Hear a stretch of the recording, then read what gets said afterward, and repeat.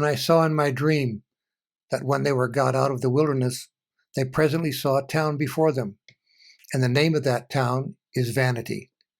And at the town there is a fair kept, called Vanity Fair, because all that is sold there, or that cometh thither, is vanity.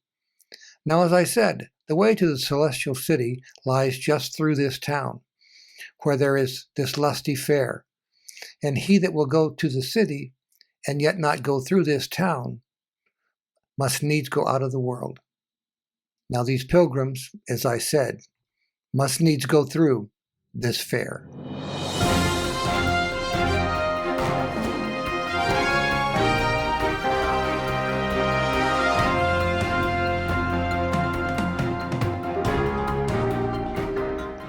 Hi, I'm Pastor Tom, and this morning I want to share a bit from one of my favorite books, Pilgrim's Progress by John Bunyan.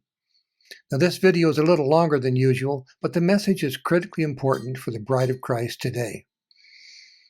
Well, some time ago I led a study of the deep implications of this book, and sometime after, a dear friend that had been in the study sent me this very early printing. I don't know when it is, but it's a very early piece, and it's one of my prized possessions, not only because of the book, because of the lady that gave it to me. Now, the piece I read in the beginning, paints a picture of a place that we all have been many times along our journey to heaven. Now, Bunyan provides us with an important reminder of just how dangerous this place is. And I've been spending some time in the wisdom proverbs and reflecting on Solomon's message in Proverbs 9. Now, Bunyan depicts the key characters as Lady Wisdom and Dame Folly, who oppose each other, providing us with a very clear choice. Today we're faced with the same challenge that Christian was in Bunyan's book. We also have no option. The way to the celestial city, which is what Bunyan calls heaven, lies just through this town. We have no choice but to pass through this world and upon a fair day, just as did Christian and his traveling companion, Faithful. And we have to deal with the same challenges that they dealt with. Now, wisdom and folly are both pulling on Christians today to gain their allegiance, and we're the ones deciding with which one we're going to dine. Now let's consider first wisdom, who we know is Jesus. Proverbs 9:1. Wisdom has built a palace supported on 7 pillars. Now wisdom's house of 7 pillars, 7 being the number of completion, of perfection, for us, it's the perfect and everlasting church, the body of true believers, the bride of Christ. Proverbs 9:2-5. And has prepared a great banquet, and mixed the wines, and sent out her maidens, inviting all to come. She calls from the busiest intersections in the city. Come, you simple ones without good judgment. Come to wisdom's banquet, and drink the wines that I have mixed. Lady Wisdom invites us to leave our simple ways, being gullible and lacking knowledge, and dine with her and acquire wisdom. And at her table she offers the bread of wisdom, the bread of life, and wine mingled with aromatic spices, the exhilarating joy and comforts of the gospel. She invites us to dine with her as we pass through the town and avoid the vanities of the fair. Proverbs 9:6. Leave behind your foolishness and begin to live. Learn how to be wise. She tells us how to begin, the most critical part of the process. Now, chapter 9, verses 10-12. For the reverence and fear of God are basic to all wisdom. Knowing God results in every other kind of understanding. I, wisdom, will make the hours of your day more profitable and the years of your life more fruitful. Wisdom is its own reward, and if you scorn her, you hurt only yourself. In the King James, the word used is beginning instead of basic. The beginning of wisdom, it's a prerequisite. It's not just the place to start. It's the place we are required to start. There's no other starting place. Reverence and fear of God. We need to know Jesus as it all begins and ends with him, the Alpha and the Omega. And if we'll heed his voice, we'll find eternal joy as opposed to the voice of folly, which only offers short-term temporal happiness. Now, Well, let's begin to hear the voice of Dame Folly.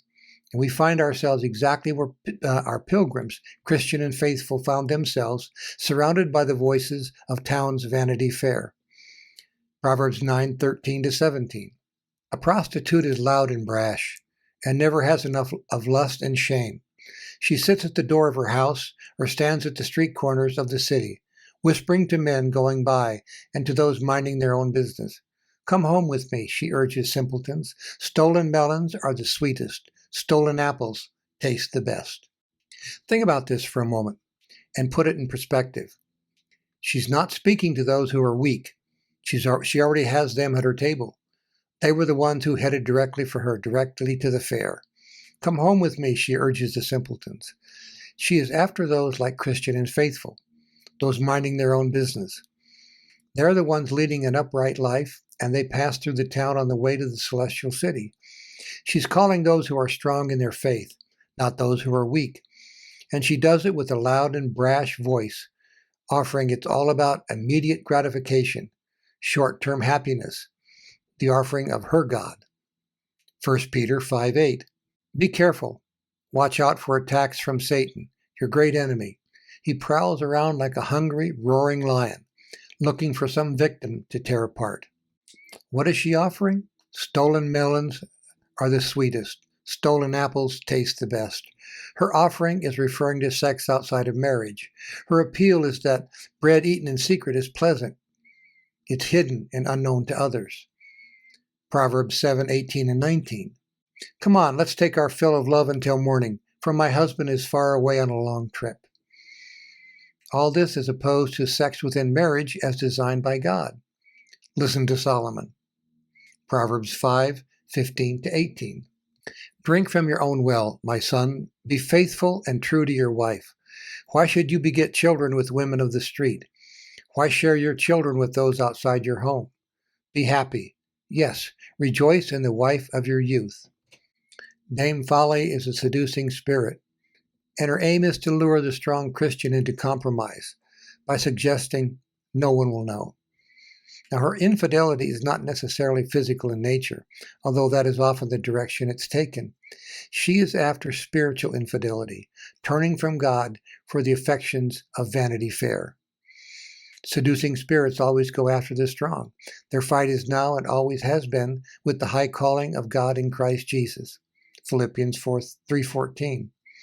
And it's with those who are following his calling. Their call is a temptation to compromise, a temptation that comes with a terrible price. Now Proverbs 9:18.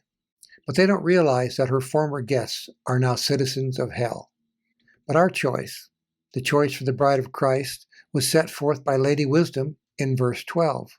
Wisdom is its own reward, and if you scorn her, you hurt only yourself. That choice is no one else's, it's ours alone. Are we going to pursue God for head knowledge or heart wisdom? Do we just feed on the facts, which is knowledge, or do we strive to apply the facts wisely, which is wisdom? God's wisdom abounds in his word, his owner's manual. But how many of us are trying to assemble our lives without reading the manual? How many of us are sitting on the garage floor on Christmas Eve with a bunch of leftover pieces, an assembled project that doesn't look like the picture on the box or the one that isn't working at all? Therein lies the choice. And it's the choice that responds to Lady Wisdom's invitation to dine with her and open the manual and read and follow the instructions. They're the very instructions that lead one through Vanity Town and right past Vanity Fair without minding the merchandise. Now, the bride of Christ has no excuse for making the wrong choice. After all, we have the one who has shown us the way to accomplish the task, because in the middle of temptations, he was able to pass through this life without sinning. Listen to how Bunyan puts this vision. The Prince of Princes himself, when here, went through this town to his own country, and that upon a fair day too. Yea, and as I think it was Beelzebub, the chief lord of this fair, that invited him to buy of his vanities. Yea, would have made him lord of the fair, would he but have done him the reverence as he went through the town. Yea, because he was such a person of honor, Beelzebub had him from street to street, and showed him all the kingdoms of the world in a little time, that he might, if possible, allure that blessed one to cheapen and buy some of his vanities.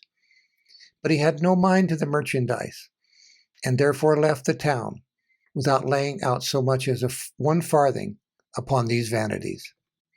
As a word of caution and warning in Bunyan's book, we all have to walk through the same vanity town, this world, and we're all on our journey from the cross to spiritual maturity. But we need to avoid the Vanity Fair. The celestial city awaits our arrival. So our challenge this week is to keep our eyes, our ears, and our spirit open to the subtle temptations of Dame Folly as we move through Vanity Town. Just keep our hearts fixed on Lady Wisdom and be obedient to her voice. It's all we need. So I'm glad you could join us this week and as we travel together from the cross to spiritual maturity. Now, if you haven't subscribed yet, please do and share these videos for the Bride of Christ to help get the message out that the celestial city is waiting for the bride. Now, God bless and have a great week in Jesus.